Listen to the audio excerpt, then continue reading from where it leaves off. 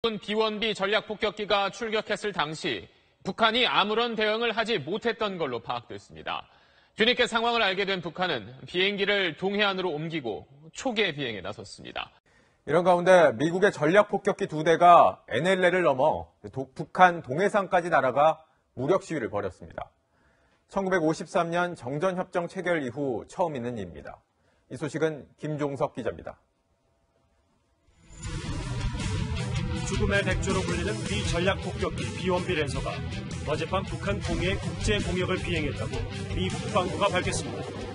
리용호 북한 외무상의 유엔 기조연설 시작 1시간 전 괌 앤더슨 기지에서 출격한 B-1B 랜서 2대가 일본 오키나와에서 출발한 F-15C 전투기 6대의 호위를 받으며 북한 동쪽 NLL 이북의 국제 공역에서 무력 시위를 벌인 겁니다. B-52, B-2 스피릿과 함께 미국의 3대 전략폭격기 가운데 하나인 B-1B 랜서는 가장 많은 무기를 실을 수 있고 속도도 가장 빨라 유사시 괌에서 평양까지 2시간 안에 닿을 수 있습니다. 그만큼 북한의 1순위 경계 대상입니다. 미제가 핵 전략 폭격기 B-1B를 남조선과 그 주변 상공에 연속 들이밀어 핵 위협 수위를 최대로 고조시키고 있습니다. 미 국방부는 21세기 들어 휴전선 최고 북단으로의 비행이었다며 트럼프 대통령의 군사 옵션 범위를 보여주기 위한 것이라고 설명했습니다. The United States has great strength and patience. But if it is forced to defend itself or its allies, we will have no choice but to totally destroy North Korea. 특히 한국 공군의 호의 없이 이뤄진 이번 무력 시위는 유사시 미군이 독자 타격에 나설 수 있다는 강력한 메시지가 담겼다는 분석도 나옵니다. 미 공군의 B-1B 전략폭격기 한 대가 어제 한반도 상공에 출격해 F-22 스텔스 전투기 등과 함께 폭격 훈련을 진행했습니다. 합동참모본부는 괌 앤더슨 공군기지에서 이륙한 미 공군 B-1B 전략폭격기와 한미연합 공중전력이 가상 무장 투하 훈련을 실시했다고 밝혔습니다. 미국의 전략무기인 B-1B와 F-22가 동시에 한반도 상공에 전개돼 폭격 연습을 한 것은 이번이 처음입니다. 네, 말씀드린 대로 B-1B가 떴을 때 북한이 사실상 속수무책이었다는 것입니다. 전문가 두 분의 해설 듣겠습니다. 정영태 동양대 통일군사연구소장, 이호령 한국국방연구원 북한연구실장 두 분 나와 있습니다. 안녕하십니까? 네, 안녕하십니까? B-1B가 추격했을 때 앞으로는 그 영공까지 안 넘어오더라도 쏘아서 떨어뜨리겠다라고 북한이 했는데 실제 떴을 때는 몰랐었다는 것 아닙니까? 사실상 모르고 있었다는 것 아닙니까? 그 어떻게 보셨습니까? 뭐 지금으로서는 그렇게 봐야 되겠죠. 북한이 만약에 이것을 포착을 했다고 한다면은 뭐 여러 가지 다양한 형태의 어떤 그 대응 그 태도를 보였을 터인데, 그러나 이것을 가지고 직접적으로 움직인 건 사실 아직 포착이 되고 있지 않거든요. 자, 그렇다면은 북한이 지금 이 그 B-1B가 사실 움직인 곳이 거의 뭐 공해상에 있는 어떤 그런 수준이 사실 되기 때문에 여러 가지 탐지 레이더라든가 이런 어떤 그 능력 자체가 파악하기 사실 어렵지 않느냐. 그다음에 B-1B 자체가 물론 스텔스기는 아닙니다. 네네. 그럼에도 불구하고 이게 이제 B-1B 자체가 소위 그 포착이 될 때는 굉장히 작은 물체로 나타나는 그런 소위 그 준 스텔스와 같은 그런 특징을 사실 지니고 있거든요. 그렇기 때문에 북한이 기존 갖고 있는 여러 가지 탐지 레이더라든가 이런 것에 충분히 포착할 수 있는 것이 못 됐거나 아니면 B-1B 자체가 그 거리 자체를 오히려 좀 더 멀리서 움직였을 그런 가능성, 이런 두 개를 우리가 얘기를 해볼 수가 있죠. 네. 저희가 알기로는 B-2는 스텔스 레이더를 피하는 기능이 있기 때문에, 그런데 B-1B는 과거에 출격했을 때 북한이 그 알고서 뭐 경고도 하고 그랬었다고 알고 있었거든요. 그런데 네네. 그렇지 않을 수도 있다는 거군요, 그러니까. B-1B 모양을 이렇게 보시면은 이제 죽음의 백조에서 둥근 모양이죠. 이렇게 둥근 모양과 이제 또 가오리 형태의 모양이 있는데, 우리가 스텔스 기능을 갖췄다는 건 주로 이제 가오리 모양의 형태를 띠고 있는 그런 전투기가 폭격기가 되고, 이 죽음의 백조라는 이 B-1B 같은 경우는 사실상 앞에서 말씀했듯이 스텔스 기능을 원래는 갖고 있지는 않았는데 이제 시간이 지나면서 부분적으로 스텔스 기능을 입혔다라고 볼 수가 있겠죠. 그러한 측면에서 항공 레이더에 크게는 안 잡히더라도 어떻게든 좀 잡히기는 잡혔을 거다. 그래서 이전에도 B-1B가 출격을 했을 때 북한이 B-1B가 왔다라는 걸 여러 번 이야기를 한 걸 봤을 때 북한의 레이더를 통해서 탐지는 됐을 것이다. 그렇다면 만약 탐지가 됐음에도 불구하고 왜 반응을 하지 않았느냐라는 거를 놓고 봤을 때 탐지를 하고 계속 갔을 때 그것을 격추를 할 것인가 말 것인가는 또 다른 문제인 거죠. 거기에 대한 능력을 충분히 갖추고 있느냐의 문제와 연결시켜서 볼 수가 있다라고 봅니다. 그래서 저는 레이더에 잡히지 않았다라기보다는 잡힐 수 있는 거리에도 들어갈 수도 있었을 것이다. 그럼에도 불구하고 거기에 대한 실질적인 행동을 보이는 그러한 결정까지는 하지 않은 걸로 해석하는 것이 더 맞지 않을까라는 생각을 해봅니다. 오늘 국정원의 발표는 모르고 있었던 것 같다라는 것 아닙니까? 그러니까 그 레이더에도 잡히지 않았을 가능성이 있다라는 것 아닙니까? 그렇죠. 레이더를 통해서 이제 탐지 거리를 봤을 때 충분히 그 탐지를 한 그 영역 안에 안 들어왔을 수도 있고요. 이제 그러면은 그 탐지 레이더에 안 잡혔을 수도 있다라고 해석을 할 수도 있는 거고, 그다음 레이더를 켜놓고 있지 않아서 또 잡히지 않았다라고 해석을 할 수도 있고요.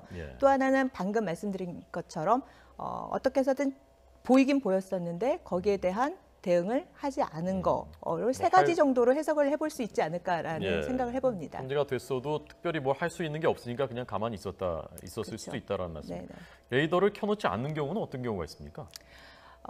일단 그 레이더를 상시적으로 계속 돌린다라는 것은요, 에너지가 엄청난 에너지가 소모가 되고 얘도 쓸 수 있는 배터리가 있기 때문에 계속해서 상시적으로 켜놓으면은 교체를 해야 되는 거죠. 그럼 엄청난 비용이 드는 거죠. 그래서 그렇게 고출력 그 레이더를 상시적으로 켜놓는다라고 하는 것은 위험이 임박했다라든지 그런 걸 나름 그 고려를 했을 때 레이더를 이제 켜놓고 본다라고 볼 수가 있겠죠.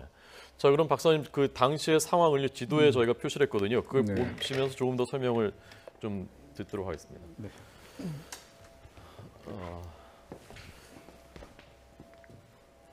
여기가 지금 저희가 듣기로 이 북한의 미사일 기지가 여기에 그렇죠. 주로 이제 북한이 지대공 미사일은 해안을 가까이 하고 있는 그런 쪽에서 이제 그 배치를 하고 있는데 그렇게 해야 최소한 250km를 가지고 미사일 사거리 가지고 이런 지도공시에서 어떤 그 격추를 하게 한다든가 그런 측면이 사실 있죠. 그렇기 때문에 원산 그 해변 가까이에 일단은 미사일 기지들이 있다 이래 볼 수도 있죠. 그러니까 당시 그 B-1B의 동선이 대략 이렇게 파악이 되는데요. 이렇게 올라갔다가 이렇게 비행을 했다는 것입니다. 그래서 탐색 레이더, 북한의 탐색 레이더가 대체로 600km 정도라면은 레이더가 정상 가동했다면은 탐지도 했을 수도 있는 거리였고, 그러나 미사일 사거리는 지난 거리였기 때문에 어떻게 격출할 수 있는 어떤 경우, 만약의 경우에라도 그럴 수는 없는 상황이었다는 얘기입니다. 이번 경우는 미사일 사거리를 봤을 때 실질적으로 저 미사일로 이번에 B-1B를 가격하기는 어려웠을 겁니다. 그러나 어떻든 사격 통제 레이더라든가 탐색 레이더 이런 것을 통해 가지고 B-1B가 소위 그 NLL을 넘어서 우리 물론 이제 공해상이긴 하나 저쪽에서 움직인 데서 탐색을 할 가능성 사실 있었다는 것이죠. 그러나 이제 그것을 아주 그 시시각각으로 이것을 안 했을 그런 가능성도 이런 게 되기 때문에 전혀 포착을 못했을 가능성 이게 가장 크다고 볼 수가 있습니다. 왜 그러냐면은 북한은 분명히 이런 것을 했다면 직접 가격하는 그런 움직임을 안 했다 손치더라도 이것에 대한 어떤 워닝 차원에서 여러 가지 비간접적인 군사 태세를 보였지 않았느냐. 그런데 이 움직임이 전혀 없었다. 라고 하는 것은 이례적이라고 볼 수가 있죠. 적어도 우리가 알고는 있었다. 너희들 올라오는 거 그런 표시라도 했어야 되는데 그런 것도 없었다는 얘기죠. 이 사격 통제 레이더하고 탐색 레이더는 어떤 차이가 있는 겁니까? 사격 통제 레이더라고 한다는 것은 직접적으로 만약에 저쪽에 이제 그 다른 물체 혹은 항공기가 이 전투기라든가 폭격기가 움직였을 때 그 정도까지는 우리가 사격을 할 수 있다. 이 포착 가능한 데입니다. 사격 포착 가능한데. 그러나 이제 전체적으로 탐색적으로 이게 움직임 자체를 포괄적으로 이것을 탐지하는 데는 이 탐색 레이더 이 수준이 사실 될 수가 있죠. 그렇기 때문에 지금 비원비 자체가 이것이 어느 정도 가동이 된다고 한다면은 비원비 움직임은 쉽게 예. 어떤 의미에서 그 탐지가 된다 이래 볼 수가 사실 있죠. 북한의 지대공 그러니까 땅에서 공중 향해 쏘는 미사일 발사 기지가 여기 한 군데만 있나요? 미사일 기지는 사실 많습니다. 미사일 그 지대공 미사일이라는 거 예를 들면 북한이 최근에 상당히 그 강화한 것은 어디냐 하면은 소위 평양입니다. 평양은 그 가장 중요한 지역이라고 볼 수가 있죠. 그러니까 평양을 방어하기 위해서 다양한 형태의 단거리 미사일들을 사실 갖고 있습니다. 지대공 미사일들을. 자, 그것도 사실 있고, 그러나 이번에 얘기하는 것은 항상 이제 예를 들면 비원비 같은 것은 먼 사거리에서 이것을 공격을 할 수 있는 그런 측면이 사실 있거든요. 그럼 250km 이상이 되는 것도 움직임 속에서 직접 북한을 공격할 수 있다. 이런 것은 상당히 좀 제한돼 있는 그런 그 측면이 있습니다. 자, 이 박사님 덧붙이실 말씀이 좀 이따가 설명 듣겠고요. 자, 다음 것 또한 개념을 잠깐 설명드리고 하겠습니다. 자, 이것이 그러니까 북한이 오늘 영공까지 안 오더라도 자신들이 이제 앞으로 쏘아 떨어뜨리겠다라고 했는데 영공이라는 것이 그러니까 영해 바로 위에 바로 위에 수직으로 올라온 개념이지 않습니까? 그렇죠. 그래서 이거는 그 땅에서부터 22km 정도죠. 22km. 그렇죠. 그러니까 요 12 짙은 헬이죠. 표시를 한 것이 이게 영공입니다. 그러니까 지난번 그 비원비는 여기서 이렇게 올라갔다 이렇게 내려왔으니까 그 영공으로 들어가지 않은 거죠. 북한의 영공으로 들어가지 않았고 NLL 선은 이 선이 NLL입니다. NLL 선이 이렇게 그어져 있는 선이기 때문에 NLL은 넘어서 위쪽까지 올라갔다가 내려온 것입니다. 방공식별 구역에 대해서도 좀 설명을 해주시죠, 박사님. 방공식별 구역이라고 하는 것은 우리가 이제 그 소위 영공까지 침입하기 이전에 소위 이제 어느 정도 너희들은 그런 것을 위험이 사실 있다. 그렇기 때문에 사전 경고를 줄 수 있는 그런 지역이라고 볼 수가 있죠. 자, 예를 들면 다른 어떤 그런 이런 비원비라든가 이런 적기가 사실은 이쪽으로 움직일 때 방공식별구에 너희들이 들어왔다. 만약에 거기서 더 들어오게 된다면은 우리가 뭐 폭격을 하게 된다라든가 이런 것을 사전에 알리는 그런 지역이라고 사실 볼 수가 있죠. 이것은 이제 이런 그 식별하고 이런 거 일본도 자디제라 해가지고 일본 방공 식별 구역을 나름대로 갖고 있고 우리도 한국 방공 식별 구역을 갖고 있습니다. 그럼 마찬가지로 중국도 갖고 있고요.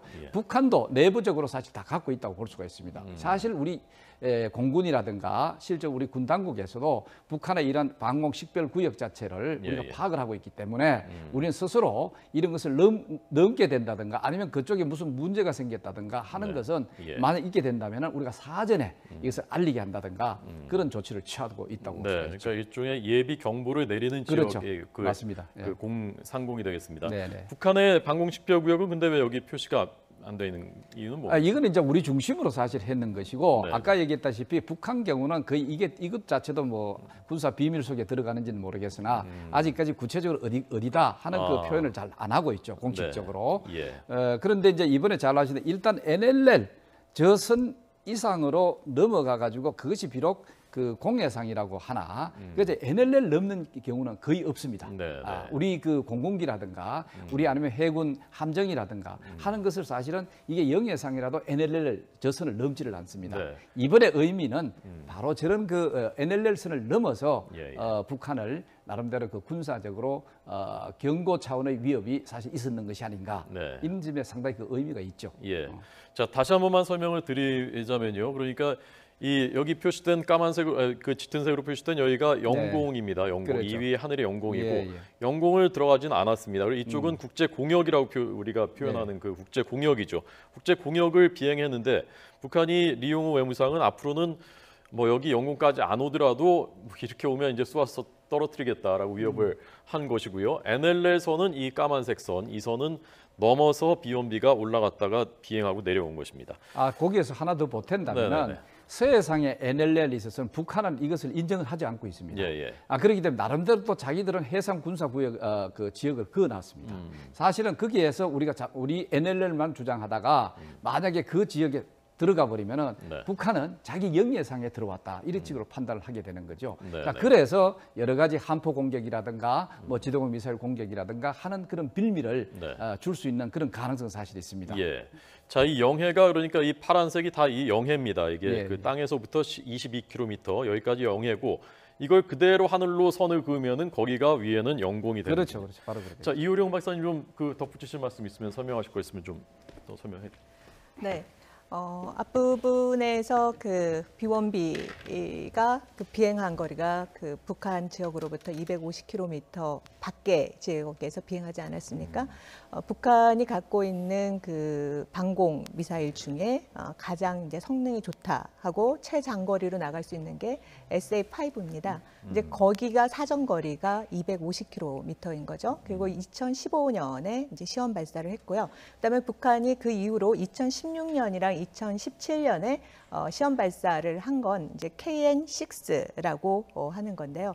작년 4월에 발사했었고 올 6월에 발사를 했었죠. 이거는 이제 주로 SA2, SA3, SA5가 주로 이제 폭격기라든지 전투기를 잡는 그러한 미사일이라면 요번에 그 KN6 시험 발사를 한 거는 이제 미사일을 잡겠다라고 할 수 있는 미사일용이라고 볼 수가 있습니다. 그래서 북한은 김정은 체제에 들어와서 반항공 사령부를 항공 및 반항공군 그래서 이제 조직을 보다 강화시키면서 북한이 그동안에 그런 취약했던 항공 부분을 강화시켜 나가는 부분이 있고 이러한 부분을 잘 파악을 해서 이번에도 이제 그 전술 기동을 250km 바깥 지역에서 기동을 하고 그러면서 북한에게 압박을 하는 그러한 비행을 하지 않았나라는 생각이 듭니다. 네. 북한 정권 입장에서 보면요, 지금 뭐 굉장히 민감할 것 굉장히 예민할 것 아닙니까? 미국이 군사 옵션이 테이블 위에 다 있다고 하니까 언제 뭐 공격할 가능성을 배제할 수가 없는 건데 지금 여기가 이렇게 뚫렸었다면 실제로 무방비로 뚫렸었다면은 굉장히 심각하게 받아들이고 있을 것 같은데 우리가 북한이 그 방공망이 촘촘하게 구성돼 있다고 알고 있었단 말입니다. 자, 그런데 그러면 왜 이 상황을 어떻게 그 해석을 해야 되는 건지 나머지 방공망들은 어떻게 작동을 하고 있는 것인지 좀 설명을 좀 더 해주십시오. 네, 앞에서 말씀드렸듯이 이제 북한 또 각국마다 각 나라마다 자기네들의 그런 어떤 용공을 지키기 위해서 나름대로의 무기 체계를 갖고 있는 거죠. 그런 측면에서도 북한에도 그 SA2 같은 경우에는 고도가 보통 한 5km 미만의 그 비행기들을 격추하는 쪽으로의 무기 체계를 갖고 있고요. 네. 그 다음에 SA3 같은 경우에는 이제 10km 조금 이상이 되는 지역, 그 다음에 방금 말씀드린 SA5 같은 경우에는 그 이상이 되는 부분인데 보통 이제 전투기나 폭격기 같은 경우가 밑으로부터 지상 한 10km 이상 그쪽 지역으로 이제 비행을 하는 거죠. 그래서 전투기와 폭격기와 관련한 나름대로의 그 미사일 시스템을 갖추고 있다라는 측면에서 이제 반항공을 갖추고 있다라고 보고 이제 반면에 이제 미사일과 관련된 요격 기술을 갖추고 있느냐에 대해서는 작년 올해 들어서 우리가 이쪽 부분도 이제 능력을 갖춰 나가고 있다. 그래서 러시아의 그런 지금 같은 경우에는 그 S-300을 모방한 것이 KN6가 아니냐라는 거고 우리로 치면은 우리의 패트리어트 2, 패트리어트 3에 해당되는 그 사이에 해당되는 그러한 역량을 나름대로 갖추고 있다라고 이제 북한이 과시를 하고 있는 거라고 볼 수가 있겠죠. 네, 리용호 외무상이 그 자위권을 우리가 갖고 있다 국제법에 따라서라고 얘기했는데 그 자위권은 어떻게 규정돼 있고 어떻게 해석할 수 있는 겁니까? 물론 뭐 자위권이라고 하는 것은 그 기본적으로 자기들이 그 국방력 강화 차원에서도 국방력 어떤 그런 그 유지 차원에 있어서 자기들이 일단 그 공격을 당하는 어떤 그러죠. 그건 바로 영해라든가 영공이라든가 아니면 실적으로 자기들 토지, 대지에 그 공격을 받는다든가 아니면 공격에 어떠한 위협을 받는다든가 이렇게 했을 때 여기에서 우리 직접적으로 그 대응할 수 있는 그런 그 권한이라고 사실 볼 수가 있고 그다음에 상대적으로 이제 중요한 것이 다른 국가가 군사적으로 이런 그 공격을 하겠다라든가 그런 위협을 했을 때 이것을 적극적으로 그 방어를 할 수 있는 그리고 또 방어를 결정할 수 있는 권한이 바로 자위권이라고 볼 수가 있죠. 네. 이 경우에 그런데 지금 그 국제 공역, 영공이 아니라 국제 공역에 있는데 그걸 쏘아서 떨어뜨리겠다. 이것도 자위권의 범주에 들어갈 수 있는 겁니까? 기본적으로는 아니라고 봅니다. 이제 북한 입장에서는 그 자위권이라는 것을 북한 항상 보면 모든 용어를 자기 내식으로 해석을 하기 때문에 앞에서 이제 잘 말씀해 주셨듯이 자위권을 어떻게 해석할 수 있느냐. 이제 보통 우리는 공격을 받은 이후에 우리의 자유권 차원에서 반격을 하는 거를 이제 자유권이라고 이야기를 하는데, 그다음에 또 하나가 그러한 공격이 임박했다라는 그러한 시그널이 충분히 왔을 때 이제 그때 이제 공격을 가하는 거라고 볼 수가 있고, 이번에 북한이 말하는 거는 공격이 앞으로 향후 예상이 된다라고 전제를 하고, 그거에 대해서 국제 공력이든 아니면 거기에 대해서 자기네 그쪽 영공에 들어오든 어떠한 상황에서도 다 격추를 하겠다라고 이야기를 해서 굉장히 북한 중심의 그러한 자위권의 개념이라고 볼 수가 있겠죠. 네. 어쨌건 이번에 북한 정권 입장에서는 그 비원비가 떴었고 그것을 탐지조차 못했다라는 것은 말하자면 좀 자존심 상하는 일일 수가 있고, 뭔가 그다음 대응 수순이 나올 가능성이 있을 것 같은, 반격하는 수순이.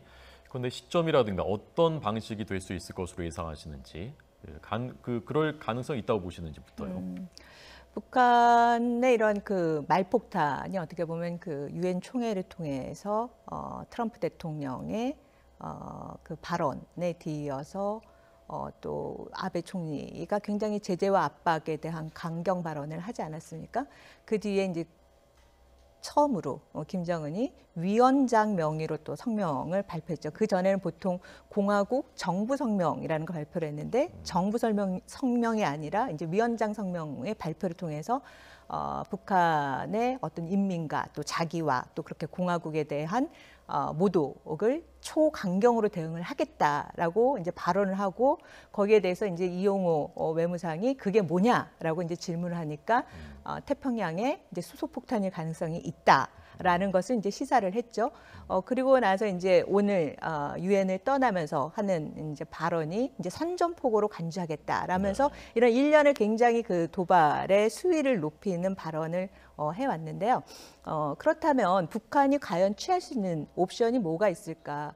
사실상 북한이 할 수 있는 거는 미사일과 핵을 관련된 그러한 도발의 수위를 이제 높이는 그 옵션 말고는 사실상 없는 거예요. 그러면 계속해서 이때까지 해왔던 그러한 소위 말하는 전략적인 도발을 높인다고 했을 때 북한에게 돌아가는 게 뭐냐? 없다라는 거죠. 더 큰 체벌만 국제사회를 통해서 받는 거죠. 그래서 사실상 이런 환경 하에서 김정은이가 굉장히 크게 초강경 대응을 심사숙고를 하겠다라고 했지만, 사실상 쓸 수 있는 카드는 그 뒤에 올 북한이 받을 수 있는 제재는 훨씬 더 덩어리가 크기 때문에 맥시멈 한다고 했을 때 전에 그 괌포위 사격과 관련해서 지금 북한이 나름대로 성능이 인정이 된다라고 했던 그 발언을 쓸 수 있는 게 오히려 북한으로 사용할 수 있는 최대 맥시멈 카드가 아닐까라는 생각이 듭니다. 그러나 그 이후에 북한이 받을 수 있는 그 후과를 생각해 본다면 그렇게 쉽게 사용할 수 있는 카드는 또 아니라고 봅니다.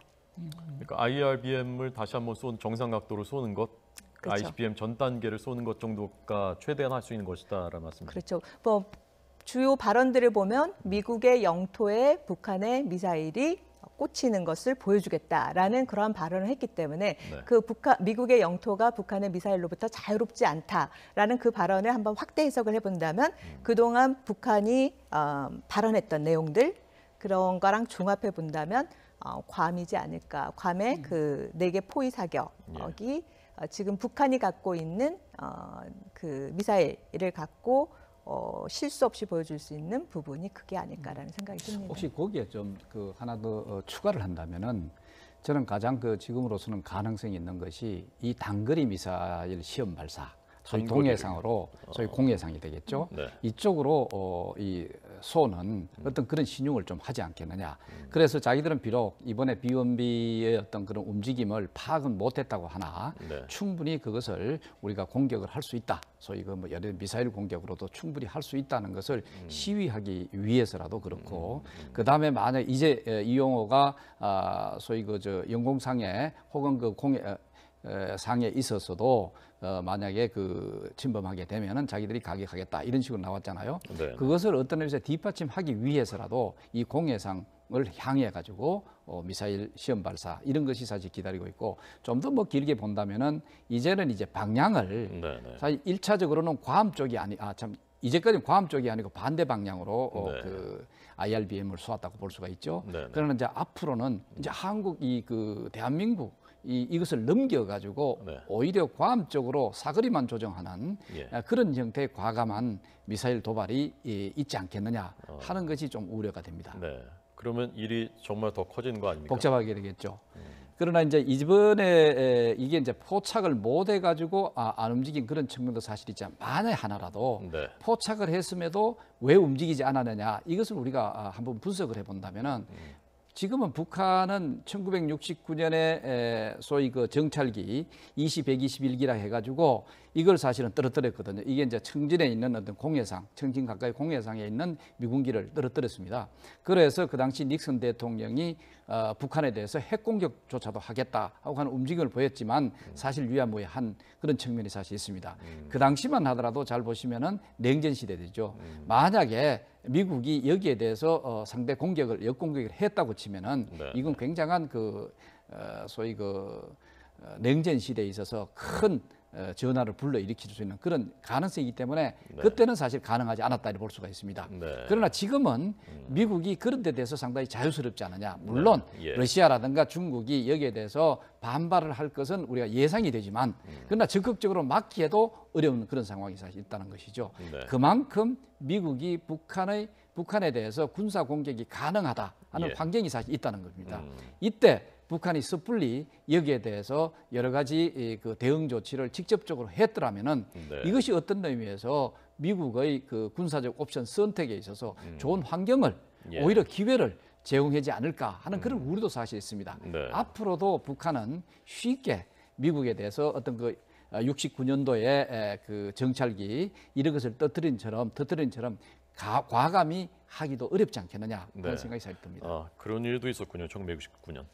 마지막으로 한 가지만 그 관련해서 오늘 맥메스터 백악관 NSC 국가안보부 장관이 북한 문제를 완전히 해결할 영어로는 게임아웃이라는 표현을 썼는데요. 4-5가지 시나리오가 있다. 네네. 그리고 그중에 일부는 굉장히 더 험악하다. 어글리어라는 영어로 어글리어라는 표현을 썼더라고요. 네네. 어떻게 해석하셨습니까? 저는 그 안보보좌관 발언 전에 매티스 국방장관의 발언에 좀 전 주목해 볼 필요가 있다고 생각합니다. 트럼프 대통령이 유엔 총회에 그 기조연설하기 전날에 한 발언인데요. 보면은 북한이 핵과 미사일을 앞을 향해서 계속 쏟아보니까 자기 뒤에 구멍이 뻥 뚫려 있는 거를 모르고 있다라는 부분을 지적을 했거든요. 네. 그러니까 사실상의 미국이 대북 군사 옵션을 다양화한다라는 거에서 보면요. 뒤에 얼마만큼 뒷부분의 구멍이 더욱더 넓어지게 하는 부분과 연계가 되어 있다라고 봅니다. 지금 앞에서도 말씀드렸듯이 북한이 핵과 미사일에 대해서 본인의 어떤 공격 능력을 강화시키는 방향으로 국가의 모든 역량을 직결시키고 있는데 지금 미국이 이런 B1B를 통해서 북한에게 압박을 주면 또 하나가 북한에게 숙제가 생긴 거죠. 방어 능력을 강화시킬 소요가 생긴 거죠. 그럼 거기에 대한 역량을 또 집중하다 보면 사실상 뒤에 북한이 김정은이 통치해야 될 인민의 부분, 그다음에 경제를 어떻게 뒷받침을 해야 되나 부분, 이런 부분을 다 놓치고 있다라는 거죠. 그러한 측면에서 이 북한의 그 시나리오와 관련된 거는 뒷부분에 그 북한이 인지하지 못한 그 부분을 약화시켜 나가는 그러한 방향으로 전개가 되지 않을까라는 생각을 해봅니다. 네, 자, 오늘 정영태 박사님, 이호령 박사님 두 분 분석 잘 들었습니다. 고맙습니다. 네. 고맙습니다.